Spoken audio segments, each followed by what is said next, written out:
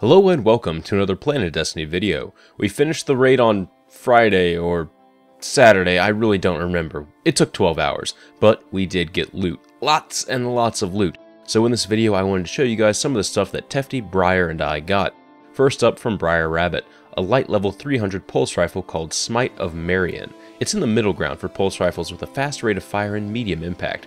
So I don't have to repeat it. All the weapons in this video will have the Will of Light perk that grants bonus damage against taken enemies. For muzzles, it has Linear Compensator, Accurized Ballistics, and Field Choke. The second perk is another one that's shared by all raid weapons called Cocoon. When stowed for a short time, this weapon automatically reloads from your reserves. It takes about 10 seconds to trigger that perk, which makes it really handy on a secondary weapon. I'll go more into that later though. For middle tier perks, it has Hand Loaded, Lightweight, and Reinforced Barrel. The last perk is Danger Close, which will cause the weapon to gain increased reload and handling when 2 or more enemies are in close proximity. There are actually 4 possible perks to get as the end perk, which are Glass Half Full, Firefly, Danger Close, and Life Support. Next up is the Silence of Arn shotgun. It has solar damage, and the muzzle perks are Linear Compensator, Accurized Ballistics, and Field Choke. Second perk is again Cocoon, and the middle perks are Hand Loaded, Lightweight, and Hand Laid Stock. The final perk is Life Leech, where 3 rapid kills with this weapon heals a small amount and starts health regeneration. The 4 possible end perks are Life Leech, Surrounded, Army of One, and Close and/or Personal. I actually have this weapon, and I find it to be a perfect PvE shotgun. It's in that archetype of shotguns with the slower rate of fire, but not Fellwinter style, so each hit packs a punch and can be followed up on. Cocoon is what makes the weapon though. You can empty the 6 rounds into a boss, switch to your primary weapon, fire off 2 mags of ammo, and then switch back to the shotgun with it fully ready to chunk off some health of that boss.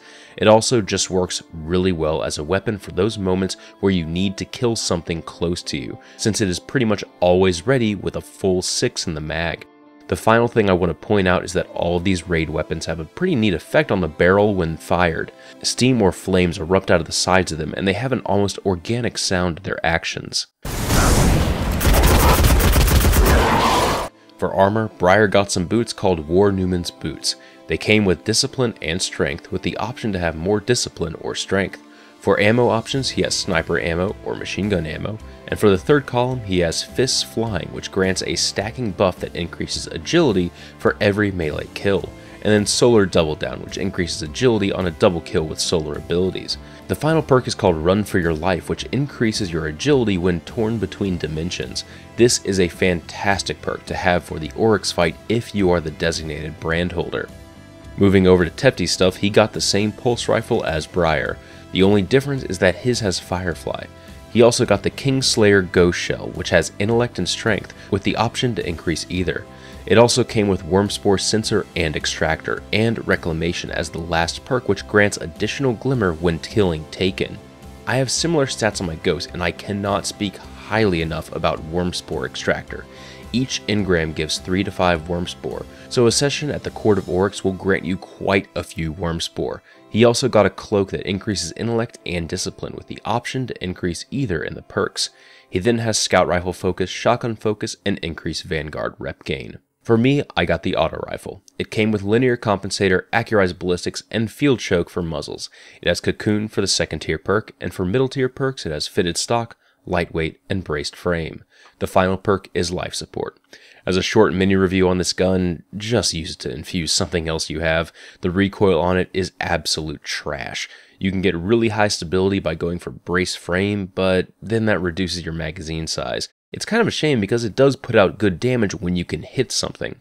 If you're a gunslinger with Gunslinger's Trance, then maybe you could make it work, but for everyone else, just use it to upgrade a gun you already enjoy using. The recoil gets in the way of doing anything efficiently. The last thing I got was the Dark Hollow Chitin with Intellect and Discipline.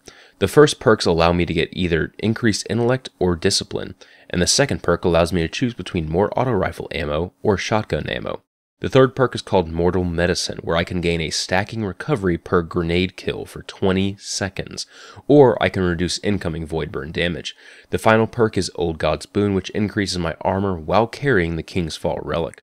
The Mortal Medicine perk is actually pretty awesome for PvE. I can go for full recovery and agility, and then with Boolean Gemini plus that perk, I can pretty much have full armor as well provided I'm killing stuff.